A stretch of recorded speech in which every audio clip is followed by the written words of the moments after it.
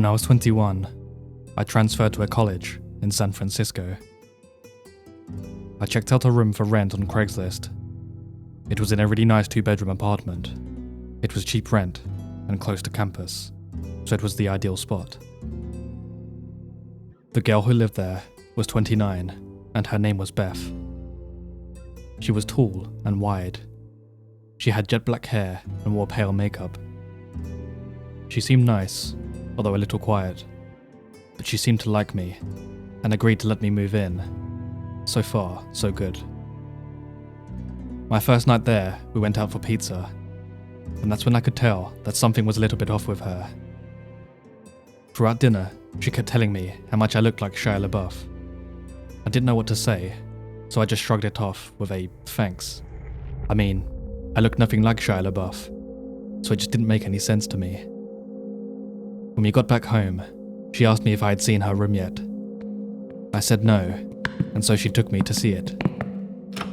Her walls were covered in posters of Shia LaBeouf. She even had printed out photos of him all over her mirror. She owned all of his movies. I didn't know what to make of it. It was creepy. The whole night she had been saying I looked like him, and now it's obvious to me that she's obsessed with the guy.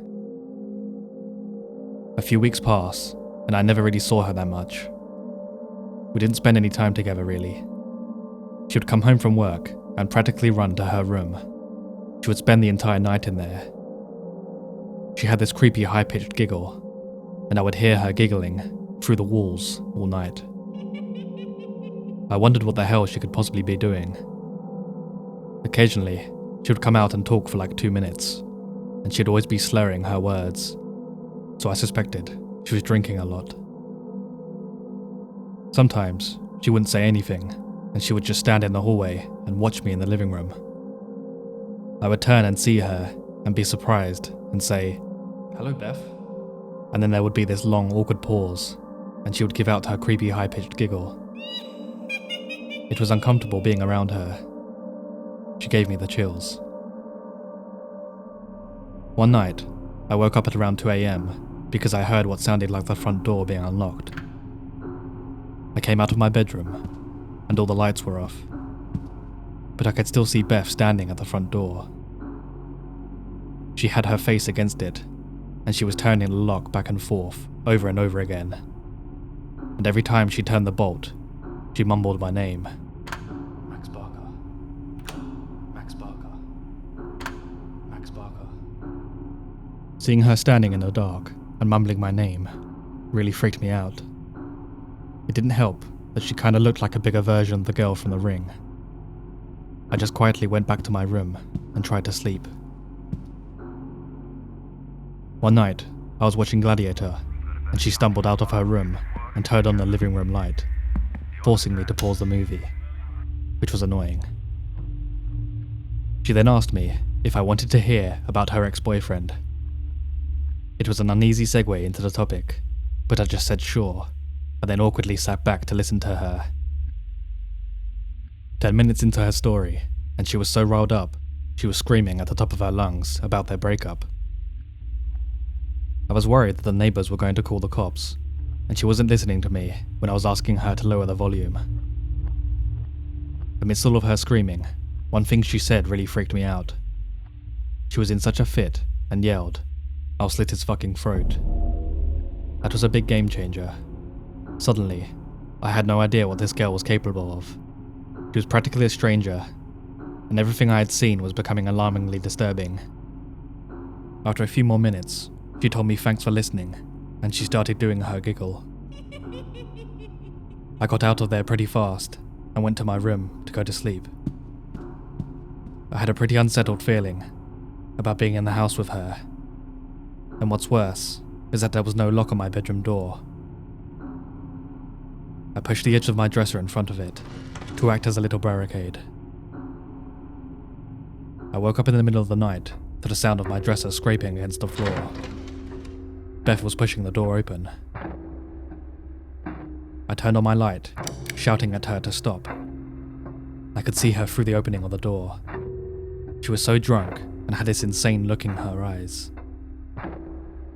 I pushed the door closed and yelled at her to go to bed, I could hear her walk back to her room, but I couldn't fall back asleep.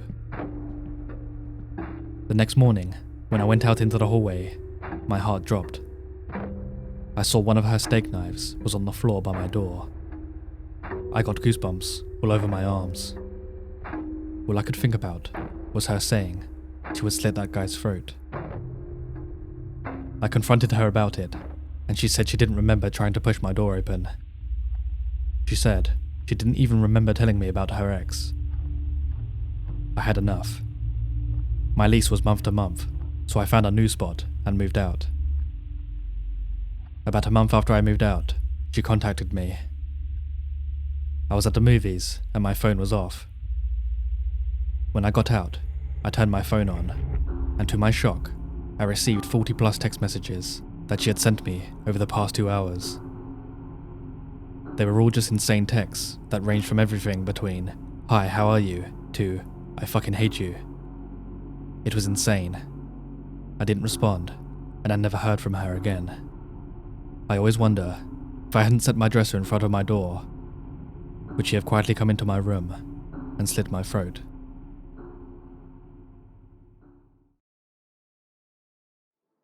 Before I continue with the final story, if you've enjoyed this video so far, please leave a like, a comment, and subscribe to see future content from me, as well as help me in the algorithm.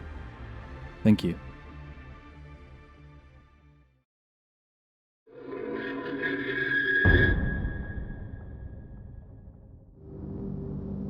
This happened last year, around this season, whilst I was broke and struggling to make ends meet. I had just moved out and didn't want to resort to going back to my parents. I was so desperate, I was looking on Craigslist for caregiver and housekeeping type of gigs, just to make quick cash whilst I looked for a full-time position. After responding to several ads, I got a bite back from a man who had advertised as a disabled man who needed help with his morning and evening routines since he had a bad back. As a past caregiver, I thought nothing of his request to help with bathing and dressing, since I knew it could be difficult for some. After chatting on the phone and coming to the conclusion he was nice and normal, I proceeded to head over to his townhouse late one night to help him with his nighttime routine. He lived a bit out of the way from me, but I was desperate and didn't mind. He even said I could spend the night since he'd need me in the morning anyway. Once I got there, he was a decent looking man in his late 30s or early 40s, with a cane. He paid me $200 up front for the expected nighttime and morning routine the next day. He explained he was ex-military and had back surgery recently. Things started to get weird once he offered me some wine and commented on how cute he thought I was. I should have seen that as a big red flag, but again, I was super poor and I didn't want to cheat him after being paid, so I gave him the benefit of the doubt. He then led me to his bedroom, where he got undressed for his evening shower. I was horrified, since I saw that he already had a giant erection, and wanted me to lather him up. He asked me if I wanted to take my clothes off, and I declined. He responded respectfully. However, he did touch my butt when I bent over to pick something up for him. I should have run out right then, but I was waiting for the right moment. After quickly giving him the most unsexy shower in the most platonic way I could, he got out and said he was heading to bed, but didn't want to wear any clothes. The guest room, where I was to stay, was right next to his, and though I was tired, I was still pretty on edge. My gut instinct was telling me to get the hell out of there. The issue was that we were in a 3-story townhouse, and we were on the top floor, and he had installed baby gates on each floor so his cat wouldn't run away. He had also turned off all the lights on the lower floors, so it was pitch black. In order for me to get out, I'd have to pass his room. I quietly arranged my stuff in my purse whilst I heard his TV blaring, and to my horror, I saw him walk swiftly to his bathroom without his cane. I then realized he was not as disabled as he had told me, since he had previously put on an act as if he couldn't walk without it. He also still had his hard-on and was holding a giant bottle of lotion with him. As quickly and quietly as I could, I fled, and ran like hell out of the room while he was in a bathroom, and jumped like an Olympic sprinter over the cat gates down the dark stairs. As I threw the front door open to run to my car, I heard his house alarm go off. I got into my car as fast as lightning, heart beating like crazy. I immediately got phone calls from his number, and every car that trailed me had me terrified until I got out of there. Finally, after a 2-hour drive, I was back to my place, and grateful I was out of there. Who knows what could have happened if I'd stayed overnight, but I didn't want to stick around and find out.